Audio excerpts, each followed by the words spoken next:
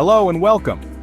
Today we're going to learn about one of nature's most powerful and fascinating forces, hurricanes. Hurricanes are massive storms that form over warm ocean waters. They are known by different names in various regions. In the Atlantic and northeastern Pacific, they're called hurricanes. In the northwestern Pacific, they're called typhoons. And in the South Pacific and Indian Ocean, they're referred to as cyclones. But no matter what they're called, they all have one thing in common. They're incredibly powerful storms that can cause widespread damage. So, how do hurricanes form? It all begins with warm ocean water. The process starts when the sun heats the surface of the ocean, raising the temperature of the water to about 80 degrees Fahrenheit or 27 degrees Celsius or higher. This warm water is key, as it provides the energy that fuels the storm. When the warm air over the ocean heats up, it rises, creating an area of low pressure beneath it. As the warm air rises, cooler air rushes in to take its place. This movement of air sets up a cycle, and the rising warm air begins to spin due to the Earth's rotation. This spinning motion is known as the Coriolis effect. As the storm system continues to grow and strengthen, it organizes itself into a rotating mass of air, clouds, and moisture. Eventually, if the conditions are right, it can form a well-defined center of low pressure, which is the beginning of a hurricane. Now let's break down what a hurricane looks like. At its center there's an area called the eye. The eye is a calm, clear area where the winds are light, and the skies can even be sunny. But don't let this calmness fool you. The eye is surrounded by a violent storm called the eye wall. The eye wall is the most dangerous part of a hurricane. It contains the strongest winds and heaviest rainfall. These winds can exceed 150 miles per hour, or 240 kilometers per hour, and the rain can lead to flooding and landslides.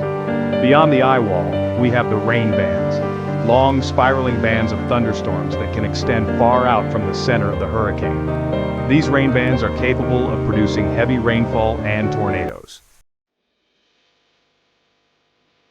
The power of a hurricane comes from the heat energy provided by the warm ocean water.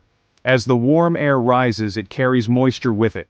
When the air cools, the moisture condenses into clouds, releasing latent heat. This heat helps fuel the storm, causing the pressure at the center of the storm to drop even further, intensifying the hurricane.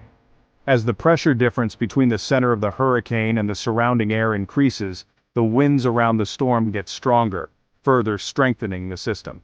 But hurricanes need a few things to keep growing and strengthening.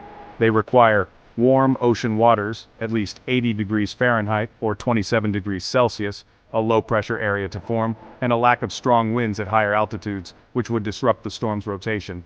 Without these conditions, the storm can weaken or dissipate. Hurricanes are categorized into 5 levels based on their wind speeds, from Category 1, the least intense, to Category 5, the most intense. Category 1, winds between 74 to 95 miles per hour, or 119 to 153 kilometers per hour. Damage is generally minimal, but strong winds can cause minor damage to trees and homes. Category 2, winds between 96 to 110 miles per hour, or 154 to 177 kilometers per hour. This can cause extensive damage, especially to unanchored mobile homes, trees, and power lines. Category 3, winds between 111 to 129 miles per hour, or 178 to 208 kilometers per hour. Significant structural damage and electricity could be out for weeks. Category 4, winds between 130 to 156 miles per hour, or 209 to 251 kilometers per hour.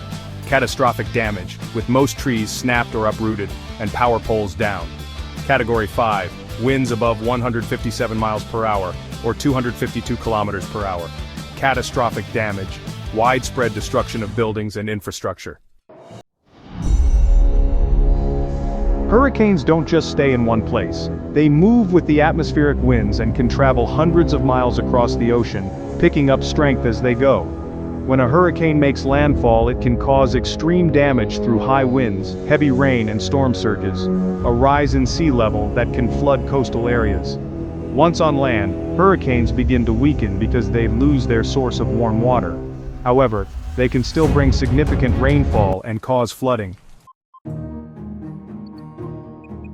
Hurricanes are dangerous, but with advanced warning systems and preparation, their impact can be reduced. Meteorologists track hurricanes using satellites and aircraft, and coastal areas often have evacuation plans in place to keep people safe. It's important to be prepared, stay informed, and follow safety instructions when a hurricane is approaching. So, while hurricanes can be terrifying, understanding how they form and how they work gives us the knowledge to better protect ourselves and our communities.